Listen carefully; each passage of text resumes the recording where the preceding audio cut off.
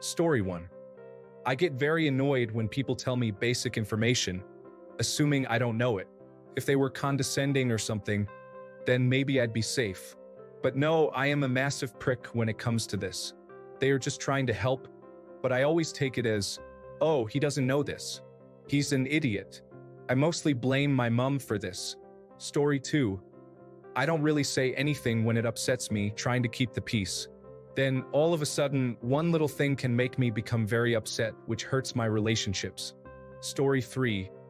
I am one of those people who will jump full blast into a brand new hobby, but then promptly quit when it turns out I am not immediately great at it.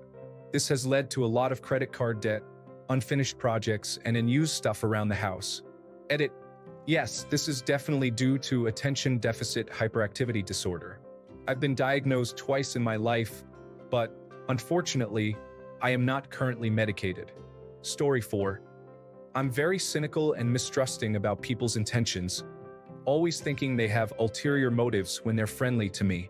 Basically, I have no good faith in humanity. Story 5. Narcissism. I didn't even know the term until a few years back, and then I started to learn all about it. Now I realize I have picked up so many traits. I am trying to unlearn them and be better. Story 6. I get bored super easily and quickly, whether it be jobs, any kind of relationships, hobbies, etc. That also means that I don't have strong emotions or feelings towards something such as friends, partners, acquaintances, hobbies, etc. I don't know why. I guess I just don't like sticking to one thing. Story 7. I'm not sure what to call this, but I have this thing where I cannot stand being around people I have nothing in common with, whether it's friends or family, etc. Something in me is just so against faking like I can relate to someone for whoever's sake. On top of that, I have an extremely low social battery unless I'm around people I grew up with. It's taking a toll on my marriage. Story 8. I have a tendency to overthink things, sometimes to the point of paralysis. It can lead to unnecessary stress and anxiety, and it can also prevent me from taking action or making decisions. Story 9. I have really bad attention deficit disorder and have a bad habit of talking over people. It's not that I am not listening, but I am also looking at the cute dog down the street. Story 10. I'm very complacent, just because I don't like making a fuss or making people feel upset. For example, if something is $20 but I get charged $25, I'll just pay the $25 rather than even attempt to argue because I don't want to be rude to anyone. I need to get better at putting my foot down and saying no, or not just capitulating immediately. Story 11. I talk about myself as a nervous tick and will fudge insignificant details to seem like my rambling has relevance. It's not big stuff, just tiny stuff about my hometown and things like that. It started after I emigrated. I think it's an attempt at assimilating. I want to stop. Story 12.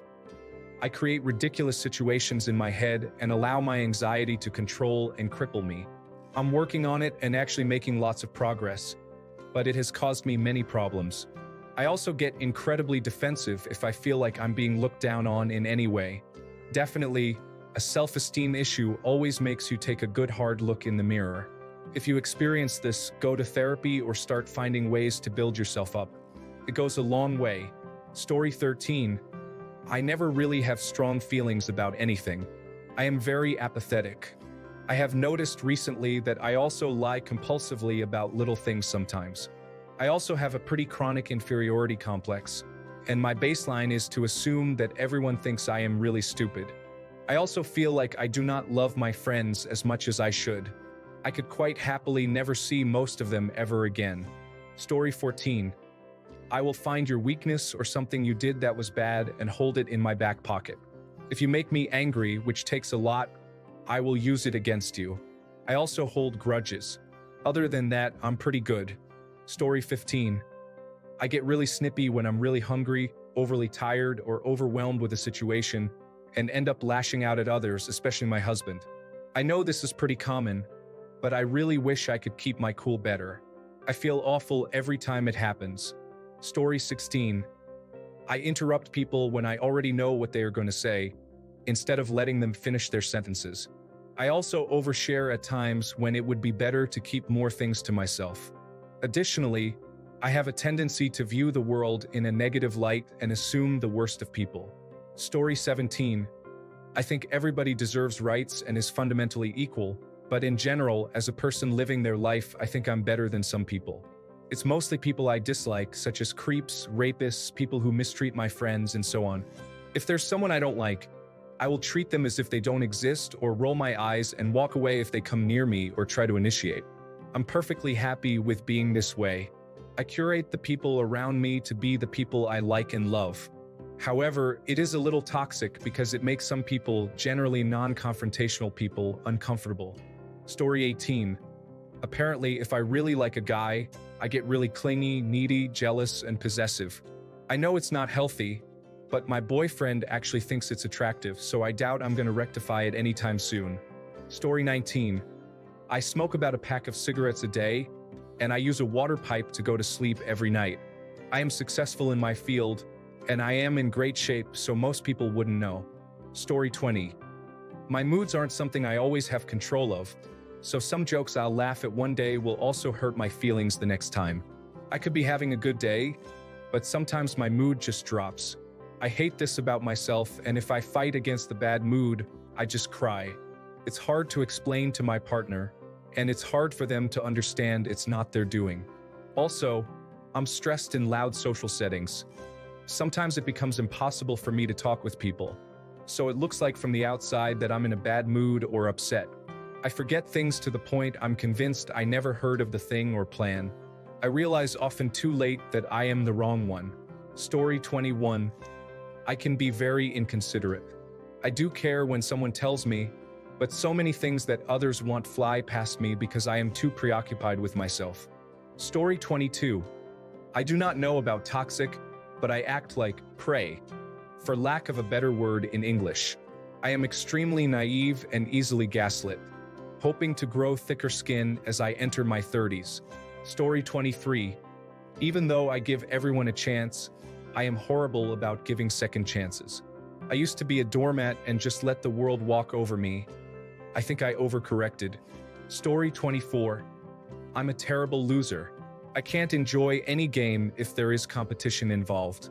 It will upset me so much to lose, more so if someone is showing pride for their good performance, which makes me angry. I was raised with expectations of always outperforming everyone. It's not healthy, and I don't like that I'm that way. Story 25. Codependent. I'm learning that it's due to generational trauma. I finally restarted therapy and being honest with the therapist and myself and others. I have many regrets, but I'm determined to be a better person and build the life I want and deserve. Codependence Anonymous has been very helpful for me.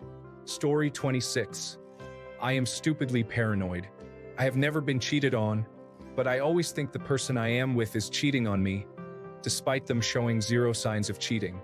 I usually manage to keep it bottled up, but on the rare occasion it slips out, it is embarrassing to explain my reasoning. Story 27. I am very controlling and inflexible with my beliefs. I think this is related to my own upbringing, having a disability. I've had very little control over my life, medical health, and future choices. I have been shut down and made to feel stupid, and like my opinion is worthless. As my parents age and lose control over me, I'm starting to make my voice heard. I also feel like it's got a lot to do with controlling outcomes and avoiding getting myself hurt by them. As far as being inflexible with my beliefs, I think that is also a trauma response from not being heard or taken seriously by my family. Because I was always made to feel stupid and dumb, I made sure to always do my research before I opened my mouth. Therefore, if I know you're wrong, I'm gonna fight until my last breath on it. The only way I'll ever change my mind is if they have compelling evidence against my own beliefs. I am more than happy to relinquish control or change beliefs if people prove they're worthy enough for it. Story 28. Pride, sloth, cowardice. There you have 3 for the price of 1. Self-delusion and a general lack of wisdom, 2. Gosh, it is like being sick. You think you are done, then your stomach gives another heave. Story 29. I am extremely vain. To be fair, I work very hard on maintaining my appearance at a high standard. I have been in the gym for a very long time and do work hard for the money that it takes for everything else. However, the vanity stems from a place of major insecurity, and that in itself is significantly toxic as well. I wouldn't say I impose this on other people though, but it can be an issue that manifests in different ways in romantic relationships. Story 30. I am not a good listener. My wife complains all the time that I start listening to her and then at some point subconsciously think I know where she is going with her thought and stop listening to the rest of what she has to say. Other people have told me that I mouth the words that I think they are going to say as they are talking to me. Story 31. I'm generally known to be a nice person from what people say, but sometimes I snap at the most insignificant things. Knock my drink over? What the heck? You and everyone in here, you're all terrible. Story 32. The reason I am not in a relationship or seeking a relationship is because I am obsessive. I would literally do anything for my partner, even at the cost of my well-being. I become clingy and overbearing. I don't make any effort to speak to anyone other than the partner. My reason to live literally changes from wanting to be a happy, independent individual into wanting to live to make them happy. I cannot trust myself to be in a relationship. Story 33. Self-sabotage.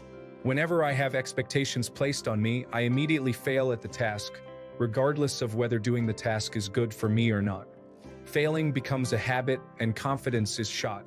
Then, any goal becomes not worth pursuing.